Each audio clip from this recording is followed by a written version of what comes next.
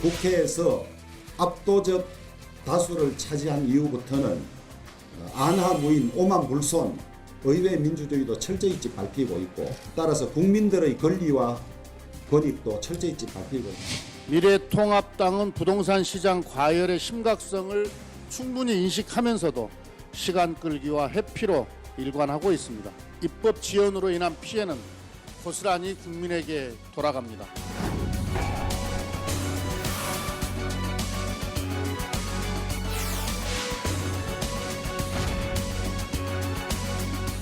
민주당 다 해먹었어요. 민주당 독재를 하든 뭘 하든 다 하세요. 이게 독재입니다. 주택임대차 보호법 일부 개정 법률안 대안은 가결되었음을 선포합니다.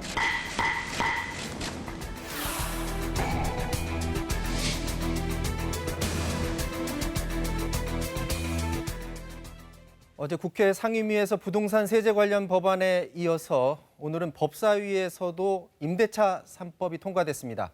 미래통합당에선 강력히 반발하고 있습니다. 민주당 정청래 의원, 무소속 권성동 의원과 자세히 얘기 나눠봅니다. 안녕하십니까? 네, 안녕하십니까? 자, 어제 국토위에서 야당 간사 선출을 두고 먼저 여야 간 이것을 두고서 신경전이 벌어졌습니다. 이 영상 보고 말씀 나누도록 하겠습니다. 교섭단체의 간사위원으로 추천하였습니다. 이현승 위원님을 우리 위원회의 간사위원으로 선출하고자 하는데 이유가 없으십니까? 부동산 3법을 통과시킨 대다수의 의원님들 중에 지역에 집이 없으시고 특히 우리가 주목하는 강남에 집이 있으신, 그리고 부동산 3법을 통해 대단한 시세 차익을 얻으신 의원님들이 그 중에 한 분이 지금 간사로 거론된 이현승 의원입니다. 간사라는 중책을 맡는 것에 대해서는 대단히 부적절하다라는 생각이. 그런 관점에서 따진다면은 우리나라 그 대한민국 공무원 가운데 그 소위 말하는 강남 상구에서 살고 있는 모든 분들은 공무에서 다 손을 떼야 됩니다. 재개발이 들어갔기 때문에 제가 새로이 살 집이 필요해서 하나 장만했는데 그걸 가지고 마치 제가 뭐 투기를 한 것처럼 이런 몰아간다. 그런 그 정말 그 동네 어른 그 예의가 아닌 것 같습니다. 우리 위원회의 간사위원으로 선임되었음을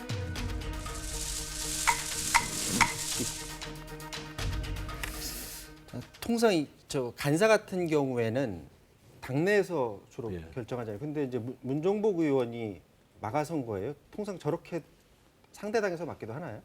제가 뭐 10년 넘게 국회의원 합니다만은 네. 상대당의 간사를 저렇게 반대하는 건 처음 봤습니다. 그거는 각 당에서 정한 대로 존중해 주는 것이 지금까지 국회의 그런 관행이었고 원칙이었는데 저런 모습을 보면서 아무리 초선 의원이지만은 누가 시킨 것이 아닌가 저는 그런 생각이 들 정도로 이건 문제가 있다는 생각이 들고요. 이 부동산 가격을 폭등시킨 것이 국회 국토위 위원들이 아닙니다. 이 정부가 정책 방향을 잘못 설정하고 부동산 대책을 잘못 만드는 바람에 이 가격을 폭등을 했는데 이제 와서 정부 탓은 안 하고 전부 국회 탓하다가 이제 야당 탓을 한단 말이에요.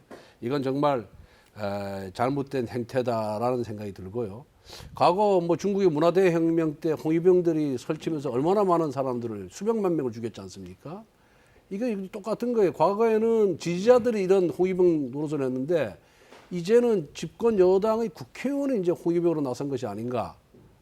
저걸 보면서 참 애석한 생각이 들었습니다. 홍위병이라고까지 표현하시는데 저 왜 저랬다고 보십니까? 물론 간사는 각 당에 선임을 하게 돼 있죠. 근데 저는 문정복 의원이 저지시키려고 했다기보다는 주의 환기 차원에서 말씀하신 것 같은데요.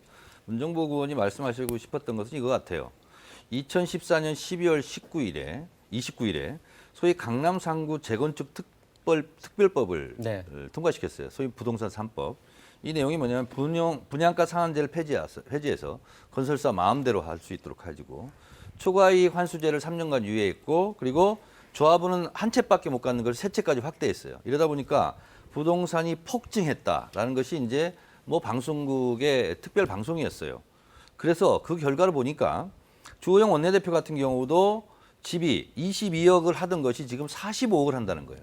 23억의 시세 차익을 놀렸는데 그때 강남에 집 갖고 있었던 사람들이 국토위 기재위 등 당시 새누리당 의원들이었다는 거예요. 그렇기 때문에 될 수 있으면 자기 집값 올리는데 직간접으로 기여했던 그런 의원들은 그 해당 상임위에는 좀 빠져라. 우리가 국회의원이 되잖아요. 주식을 갖고 있잖아요. 그럼 해당 상임위에 못 가게 돼 있고요. 백지신탁하거든요.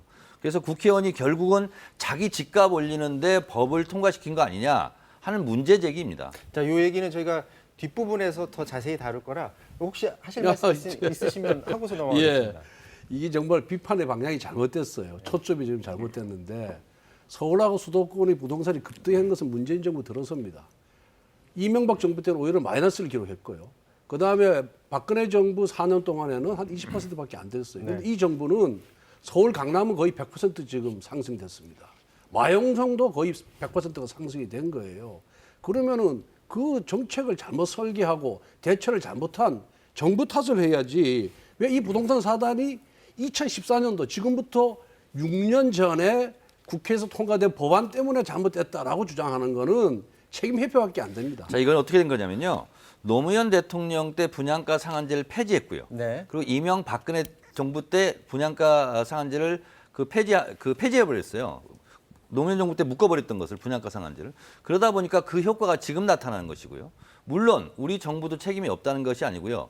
임대 사업자에게 과도한 특혜를 줬다 하는 부분이 집값 상승의 한 요인이었다 하는 이제 언론의 지적이 있습니다. 그 지적은 저희가 겸허하게 받아들이고 네. 그래서 지금 부동산 집값을 잡는 것은 거의 환자로 치면 응급 상황이다. 그래서 지금은 속도가 중요하다라는 생각을 갖고 있어요. 그래서 저희가 지금 급하게 이 법을 처리하고 있는 중입니다. 아니, 그렇게 부동산 가격 안정화시킬 자신이 없으면은 정권을 내놓으세요. 자꾸만 지난 정부 탓, 야당 탓하지 마시고. 자, 요 얘기는 뒷부분에서 저희가 자세히 다루도록 하고요. 다음으로 넘어가 보도록 하겠습니다.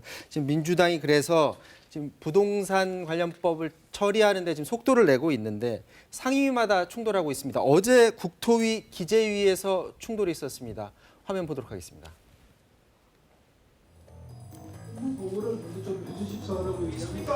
잠깐만, 저 위원장한테 묻는 겁니다. 표결하시겠습니까? 이런 일반적인 의사진행 저도 참여 못하겠어요. 표결을 단도로 하시든지 저도 참여 못하겠습니다. 이거 진짜 싸움을만 하시겠다는 거예요? 그러면 오늘 의사 일정의 추가 상정 여부에 대하여 기립 표결을 실시하도록 하겠습니다. 저희들은 이런 불공정한 회의에 참여할 수 없습니다. 먼저 참석하신 위원님 일어나 주시겠습니까? 아 잠깐만요.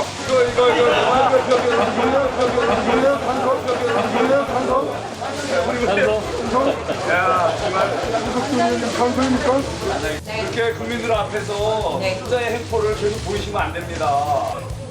기립할 위원회 수를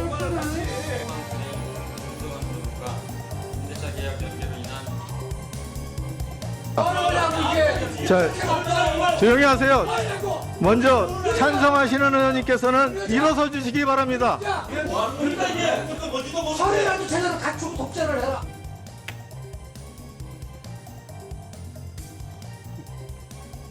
지금 통합당 입장에서 보면 이제 의원 수가 부족하기 때문에 웬만한 법안은 사실 막지 못하는 거죠. 못해서 혹시 저렇게 나오는 건 아닌가요? 아, 그건 절대 아니고요. 국회는 그 법안 처리 절차라는 게 있습니다. 국회법이 규정이 되어 있습니다. 통상적으로는 제출이 되면 45일간의 숙려 기간을 두게 돼 있어요. 네. 그 45일 동안 여러 부처의 의견도 듣고 국민의 의견도 듣고 그다음에 국회 사무처에 수많은 직원들이 있지 않습니까? 소위 전문위원이라는 친구들이 그 친구들이 법안 검토도 하고 분석도 합니다. 그런 절차를 다 거쳐서 이 정책으로 인해서 부작용은 없는지 악영향은 없는지 보완할 점은 뭔지 이런 부분을 다 정리하게끔 해서 숙려 기간을 두거든요. 그런데 저도 국회의원 사선 의원입니다만은 네. 법안을 상정하자마자 처리되는 것은 처음 봤어요. 아, 이거는 처음이에요, 이번이? 처음이죠. 네. 이건 있을 수가 없는 얘기거든요. 최소한 대체 토론에도 제대로 해야 되는데 이런 식으로 한다 그러는데 국회가 존재할 이유가 없는 거죠. 왜 잠깐만요. 네. 그래서 결국은 이것이 국회가 행정부의 거수기, 통법부로 이제 전락을 했다.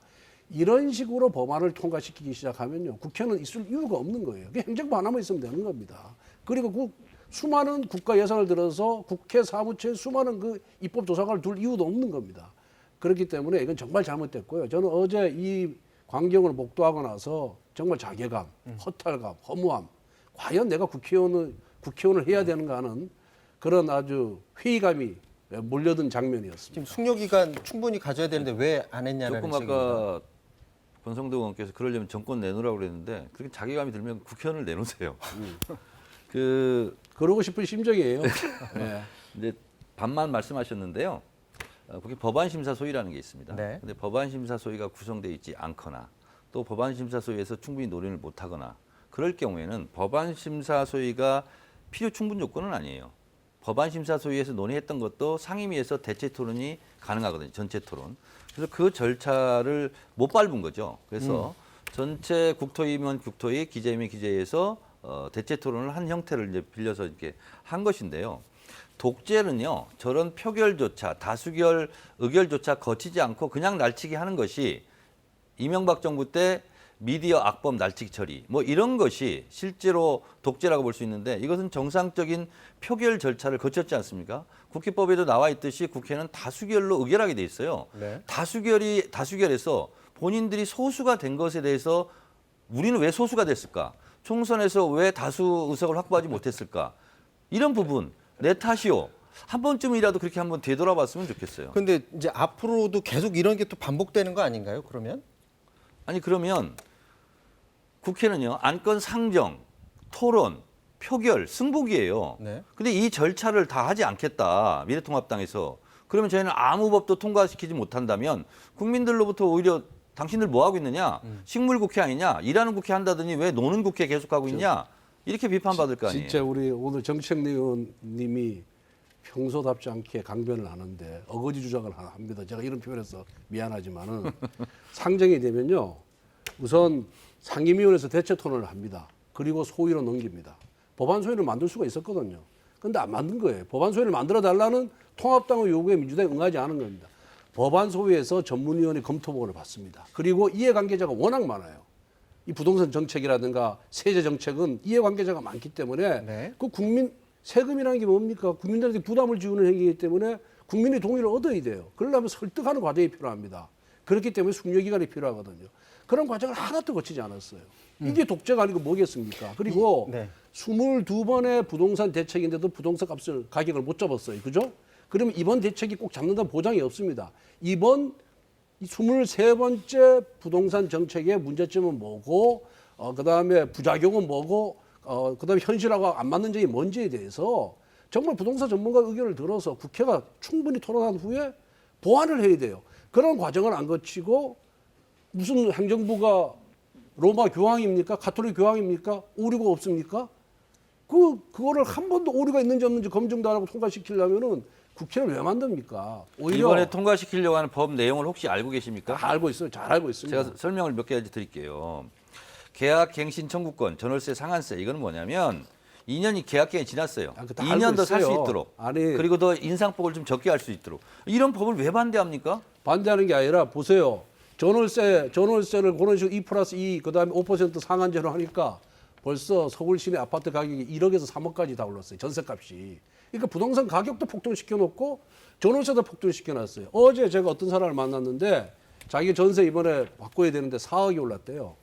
그런데 다른 부동산에 있는데 대출을 안 해준답니다. 그래서 자기가 지금 집을 줄여서 지금 옮겨야 될 판이라는 거예요. 전세인데. 그렇게 고민을 하고 부동산 요새 그 중개소에 가면은 우리가 지나다니 보면 뭐 몇 평 전세 얼마 있잖아요. 그 싹 이렇게 A4 용지로 다 붙여놨잖아요. 그 A4 용지가 다 사라졌어요. 왜? 매물이 없으니까. 전세 매물이 없는 거예요. 이런 부작용을 어떻게 해소할 것인가에 대해서 충분히 토론한 후에 해야지. 그렇게 무슨 번개불을 콩 뽑아 먹듯이 지금 그렇게가 되겠습니까? 네, 지금 권 의원이 말씀하신 그런 우려 사항이 사실 오늘 법사위 안에서도 이 우려가 제기가 됐거든요. 자, 오늘 법사위에서 관련 법안이 통과가 됐는데 어떤 얘기가 오갔는지 잠깐 보도록 하겠습니다. 두 가지 점을 우려하고 있더라고요. 첫 번째는 이 주임법 시행되기 전에 아마 이제 주임법 적용을 예상하고 미리 월세라든지 이런 것들을 이제 높이려고 하는 시도가 있을 것이다라는 한 가지 지적이 있고요. 두 번째는 이제 2+2의 기간이 끝났을 때 신규 계약을 할 수 있지 않습니까? 그때 아마 또 올리려고 할 것이다. 지금 그 대안을 논의하시면서 경과 규정을 어떻게 둘 것인지 또 존속 중인 계약에 대해서 어떻게 할 것인지 좀 심도 있게 논의해 주시면 좋겠고요. 오히려 지금 조속히 입법을 하지 않고 계속 미뤄두는 것이 의원님이 우려하시는 임대 가격 그 인상을 촉발시키지 않을까 생각이 됩니다. 주택임대차 보호법도 저희들은 철저하게 시뮬레이션을 하고 그래서 이게 부동산 시장을 안정화시키는 데 효과가 있다, 도움이 된다 라는 게 검증이 되었을 때 또 시범지역을 지정해서 실시해보고 효과가 있다면 전국 확대할 것인지 이런 면밀한 검토가 있어야 된다는 걱정이 앞서는 겁니다. 청와대에서 22번의 부동산 대책이 다 실패했단 말입니다. 이것 또한 그 전철을 밟을까 봐 우리는 두려운 겁니다. 지금 정청래 의원이 말씀하시기에 이제 전월세 상한제하고 계약갱신 청구권인데 이게 네. 상임위에서 이제 통과가 됐어요. 네. 근데 실제로 이걸 피하려고 이게 법 시행이 시간이 걸리니까 일단은 본회의는 바로 내일 통과시킨다는 그런 계획인데 미리 전월세 임대료를 올리려는 움직임이 있을 수 있다라는 우려가 나왔고 권 의원님은 그런 게 실제로 지금 벌어지고 있다라는 그렇습니다. 그런 지적을 하고 있는 겁니다. 그렇다면 지금부터 가을까지 이런 게 계속 발생할 우려는 사실 있거든요. 그러니까 권성동 의원님께서도 말씀하셨잖아요. 그리고 박주민 의원도 지금 우려를 하고 있잖아요. 네. 이 법이 통과된다 하면서 시간을 계속 끌면 끌수록 그런 움직임이 나쁜 움직임이 있을 수 있지 않겠어요? 그를 조기에 차단하기 위해서라도 이런 것은 시급성을 요하는 법이에요. 그래서 저희가 속도가 중요하다. 모든 어떤 약을 쓸 때도 나중에 써서 약이 효과가 없는 것과 적절한 시기에 지금 당장 써서 효과가 있는 것이 나타나지 않겠어요? 그래서 지금 당장 이것이 필요하다라는 부분인 거죠. 이게 과거에 우리가 주택임대차보호법, 건물임대차보호법을 지금 시행하고 있습니다. 건물임대차보호법은 지금과 마찬가지로 전월세 상한제가 도입됐고 계약갱신 청구권이 보장이 됐어요. 주택임대차보호법은 전세 기한을 2년으로 확대하는 거였습니다. 그 당시에 전세 가격이 완전히 폭등을 했습니다. 임대료 가격이. 그런 전철이 있기 때문에 이번에는 과연 이 정책이 유효할 것이냐 아니면 부작용만 양산시킬 것이냐 전세값을 지나치게 폭등시키지 않을 것이냐 이 부분에 대해서 좀 더 검토해보고 전문가의 의견을 들어보자라고 얘기를 했는데 그것마저 못하고 아니 한 달 먼저 통과시키나 한 달 후에 통과시키는 무슨 차이가 있습니까? 지금까지도 계속 미뤄왔던 건데 네. 그러니까 너무 졸속으로 하면 안 되고요. 민주주의는 절차입니다. 비용이 많이 들게 절차가 얼마나 많은 비용이 듭니까? 그리고 민주주의를 제대로 하기 위해서 입법 붙은 거 아니겠어요? 권력 분립 채택한 거 아니겠어요? 그러면 효율성만 따지고 신속성만 따지면 야당의 주장 그러한 것이고 행정부만 두면 되는 거예요. 우리 또 정부 여당은 지금 당장 필요한 법이다. 응급 상황이다. 한 달간 기다렸다가는 더 부작용만 더 양산시킬 뿐이다라고 저희는 판단하는 거죠. 누가 판단이 옳았는지는 이제 몇 달 후에 또 나타나겠죠. 아니, 너무 국민을 상대로 시험하면 안 되고요. 22번의 대책이 다 무용지물로 돌아갔잖아요. 그러니까 우리가 정부를 믿을 수 없다는 거예요. 그래서 그러한 정부의 대책에 대해서 이번에 과연 효과가 있을 것인지에 대해서 국회에서 좀 더 논의하자는데 일주일 만에 논의하자는데 그것마저 거부하면은 그럼 국회가 존재할 이유가 없는 지금 거죠. 그것을 논의하자고 21대 국회 임기가 시작될 때마다 저희가 얼마나 했습니까? 지금까지 계속 도망 다니고 국회 안 열고 개원식 안 하고 했던 게 누구예요? 그런 것들은 왜 반성들을 안 하세요? 지금 이제 이거 보는 시청자분들은 도대체 무슨 법이 어떻게 바뀌는 건지 잘 모르실 수가 있거든요. 조금 전에 보여줬던 그래픽 다시 한번 보여줄 수 있을까요? 네, 지금 기재위에서 한 게 종부세 관련해서는 그동안 많이 논의가 됐었죠. 최대 6%까지 올려서 다주택을 갖고 있는 사람들은 세금을 많이 내서 그 집을 내놓게 하겠다라는 그런 법안이었죠. 그리고 전월세 거래 시 30일 내 실거래가를 신고를 하도록 해서 전월세 들어가는 사람들을 좀 보호해 주도록 하는 법안, 그리고 다주택자들이 취득세율을 최대 12%를 적용을 해서 예를 들어서 10억짜리 주택을 또 하나 사게 되면 1억 2천 정도를 취득세를 내야 되니까 쉽게 또 다른 주택을 사지 못하게 하는 그런 세금 관련 법안입니다. 그리고 오늘 법사위에서 논의된 게 이제 전월세 계약을 하는데 그동안은 2년 의무 보장이 됐는데 세입자가 원하면 2년 더, 그래서 4년이 보장이 되는 거고 임대료 상승폭도 5% 제한을 둬서 그 안에서 세입자를 좀 보호해주는 그런 방법인데 이제 저기다가요 네. 분양권까지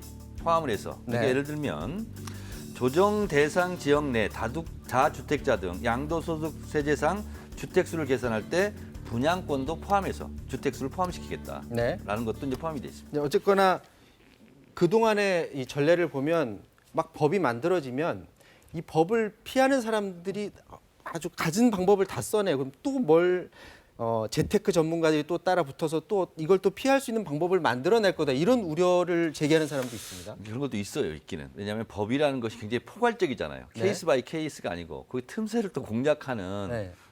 사람들이 또 있기는 있겠죠.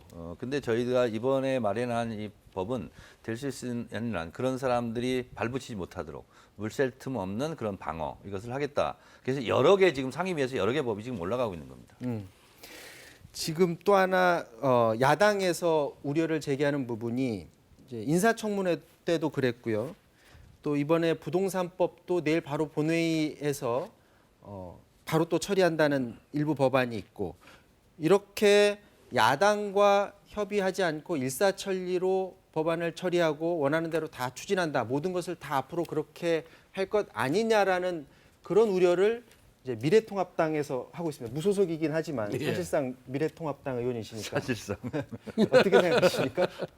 그렇죠. 국회라는 것은 국민의 어떤 법을 만들거나 정책을 하면 이해관계가 다 다르거든요. 그럼 이거 이해관계자를 조정을 해야 돼요. 정부는 그중에서 중요한 부분만 바라보고 정책을 만들거든요. 네. 그럼 그 정책으로 인해서 불이익 보는 사람, 소외되는 사람, 그리고 특혜를 보는 사람 여러 가지 이제 유형이 있지 않습니까? 이런 의견을 정부는 그 정책 수립을 할 때 거의 비밀주의, 밀행주의이기 때문에 중요한 정책이 발표될 때까지 광범위하게 국민 의견을 못 듣습니다.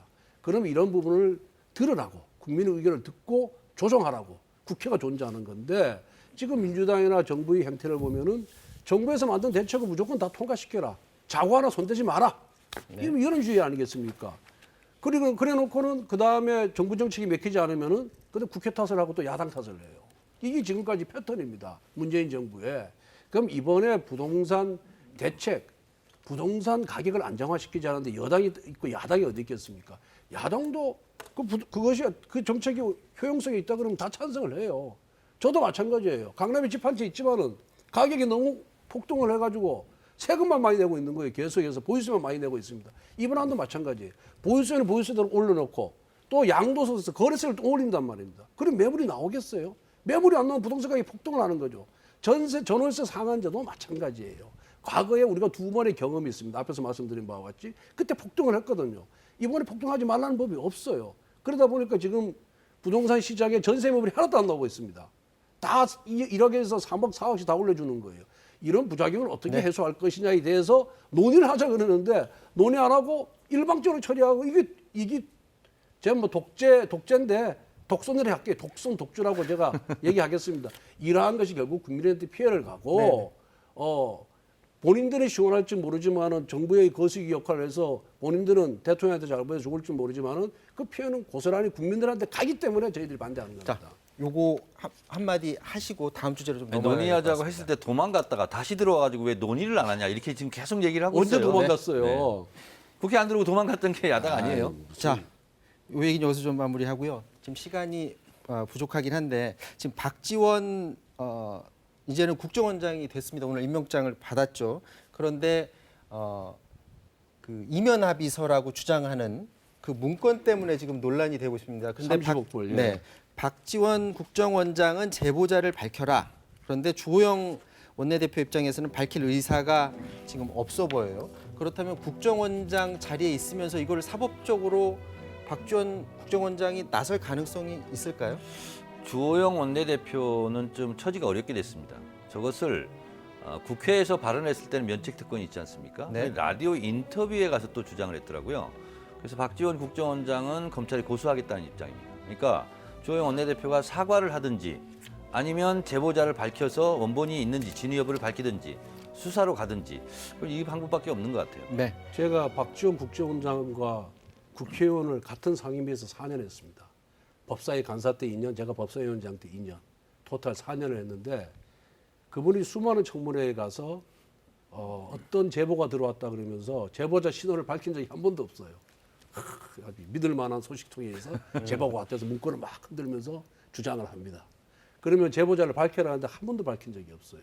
그랬던 분이 이번에 밝히라고 하는 걸 보면서 정말 이분의 이 의식 구조는 어떤 것인가 제가 좀 의문을 가졌거든요. 네. 그런데 저는 박지원 국정원장이 자신 있으면은 주호영 원내대표를 고소를 해줬으면 좋겠어요. 제발 이것이 사실인지 아닌지 말로만 변죽을 누르지 말고 네. 정말 자기가 사인 안 했다 그런다면은 박지원 국정원장이 지금이라도 고소하십시오. 자, 이제 시간이 없어서 30초씩만 기회를 드리겠습니다. 근데 청와대에서 오늘 이 부분 관련해서 확인을 해봤더니 관련 서류가 없다라고 지금 밝혔어요.